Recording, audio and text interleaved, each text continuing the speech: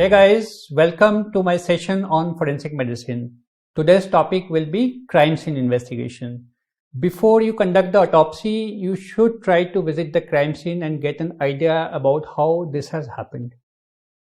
Now, let's continue. What are the specific learning objectives in this? The student should be able to describe and discuss the objectives of crime scene visit, the duties and responsibilities of doctors on crime scene, and the reconstruction of sequence of events after crime scene investigation.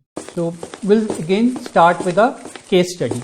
So as a forensic pathologist, the IO wants a crime scene visit by a forensic medicine specialist in a case of alleged suicidal burn as fallout of some marital disharmony. So there has been a death, suicidal death, which has happened because of burn, and the investigating officer wants you to visit it and see for yourself whether the information given is as per the case that they are describing. What all precautions are to be taken while examining the crime scene for a doctor, as you are required to, what are the precautions that you should take or what you should be doing there when you visit the crime scene. So after we have discussed this, we should be able to answer the question which has been asked in this case. So before we start with the proper discussion, some definition you should be knowing. What is a crime scene?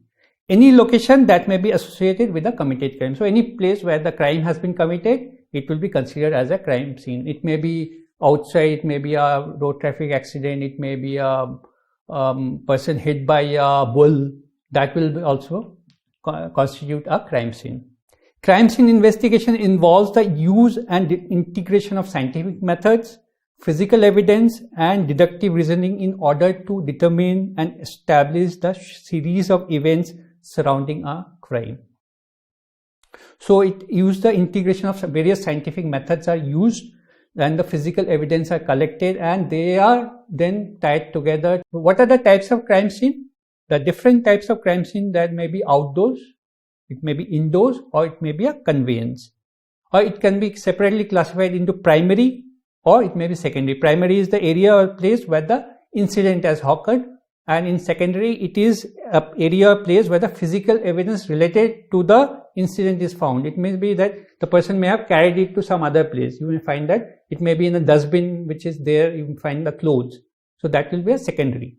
So this is a outdoor crime scene. You can see that it is a hanging. The person is being is found hanging somewhere outside. So it is the outdoor crime scene. So this is one. The first one is the outdoor crime scene. You can see that the person is found hanging outside. So it becomes the outdoor crime scene. Indoor, the person is found dead within the confines of the home. So it is an indoor crime scene. The person you can see is the seat belt can be seen. So it is a conveyance.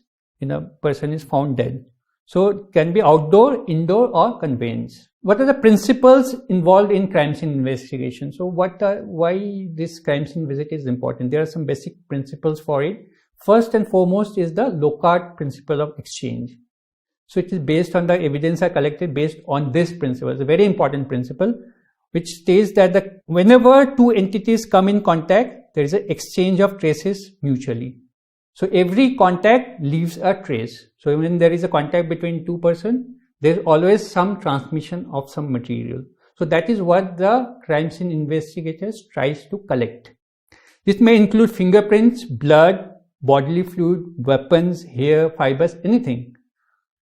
So if in crime scene investigation, these leftover evidences are tracked to their original source, that is the criminal, and if picked up by the evidences are linked with the victim or the scene, it will establish the contact between the criminal and the crime scene. So it is, you can see that if we have a, say, this is a physical evidence. So we have a crime scene.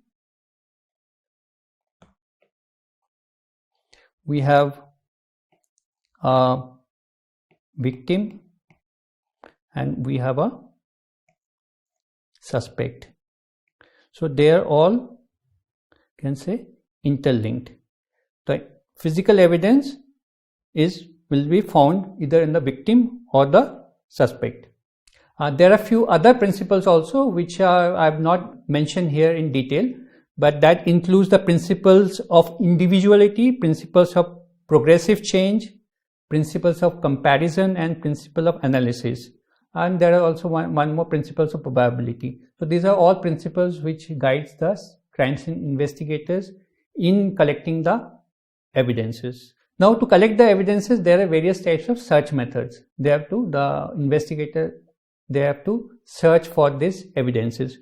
We have the first is the link method. Here it is not a geometric pattern. You can see that it goes from one side to then the other. It depends on the idea of the investigator. So to find the logical links between the crime scene activity and the like places where the additional evidences could be found. Then we have the zone method, which divides the area into symmetrical or equal zones, and the person investigate that area. It is useful if the adequate team members are available. So we have zone A, zone C, zone B, zone D. We divide it into 4 zones and they can investigate in those areas. Then we have the strip method or the line method. Then we have the grid method, where one team member is going straight, the other will go perpendicular. So you can see that this is the grid method, like this. That will be a formation of a grid. Then we have the spiral method, where the investigator may start from the center where the body is found and may go spirally to the outward direction, or it may start from the outside and may come into the center. So this is called the spiral method. Then we have the pie or the wheel method, where the crime scene is divided into equal pieces of a pie. You can imagine the pie, sort of pie. So we have A, B, C, D, E, F, and they can then try to collect the evidences in those areas. Now, after collection of these evidences, they have to be preserved and they have to be protected. So we need a chain of custody. Chain of custody refers to the order in which the evidence is handled by the individuals who were involved in the case investigation. After evidence has been collected from the scene of crime, it is placed in appropriate container and then it is labeled. And the tag identifies the specific scene of the evidence came from and establishes the chain of custody. When you are going to hand it over to the next person, you have to take the signature of that person and preserve it, so that the chain is not broken, so it is not contaminated. So what are the objectives of crime scene visit by the doctor? Why a crime scene visit is advised?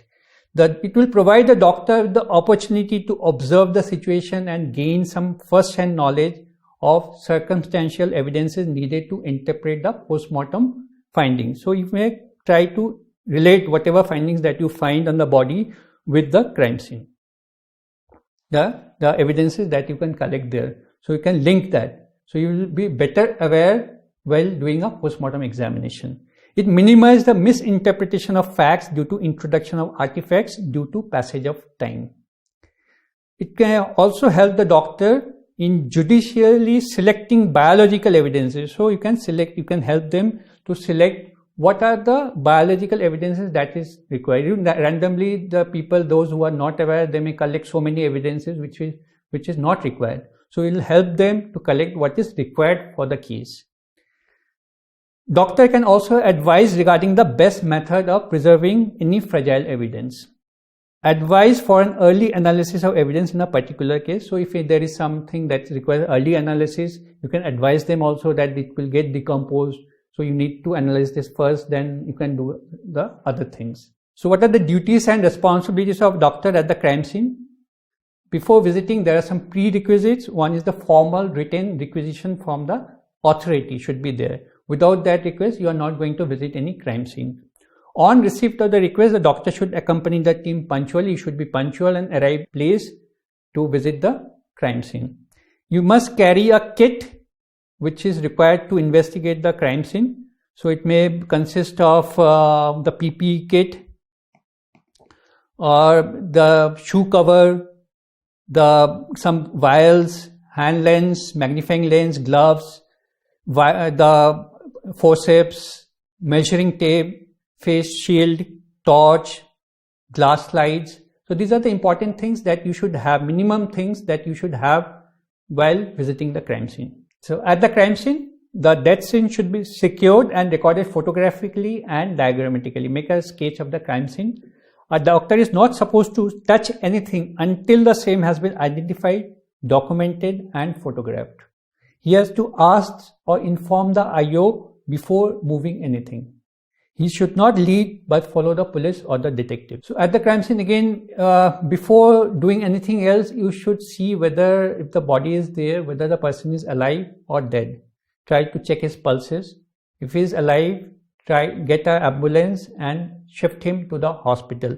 If he is about to die, then you can record the dying declaration also. The history of the case, he should try to get the history from the investigators, as well as try to find out the original posture of the body, prior handling of the body, condition of the clothing and the surrounding.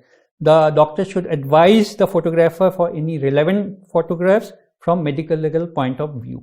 Try to identify the person, try to get the identity of the person and the age of the deceased. That should be noted in case of unidentified bodies. Any evidence of struggle, description of the clothing, signs of struggle, assault, stains, of weapon, any fibers, that should be noted. Presence of drag marks, of shifting of the bodies to some other parts, it must be noted. Quantity and location of the blood over the body or the weapons present at the scene, that should be noted. So in case of sexual assault in females, any disturbance or disarray of the clothing, that should be injuries found in the vagina and anus, that should be noted. And if there is any sample, seminal emission is there, the sample should be collected. But do not try to dislodge the clothes of the victim at that point. You can do that. Check it at the time of autopsy. The nature of injuries, it should note whether it's caused by a blunt or a sharp force injury or a firearm, or it is a burns or a vehicular accident, presence or absence of any defense injuries, that you should note. You should make a sketch of the position and condition of the body in relation to the surroundings and depict relevant details like the injuries in assault cases, ligature material, if it is there, if there is a knot is there, note it down. If it is possible for hanging to happen in that place, the height of the ceiling, the material used to tie the ligature, check it. In case of poisoning, look for any peculiar odor frothing from the mouth and nostrils. If there is poison or drugs container which is lying around, you can ask them to preserve it. So any material or evidences which are likely to be lost during transportation of the body to the mortuary should be collected. There is like loose hairs or fiber. So the hands may be wrapped with a particular plastic covering so that it is not lost during transportation.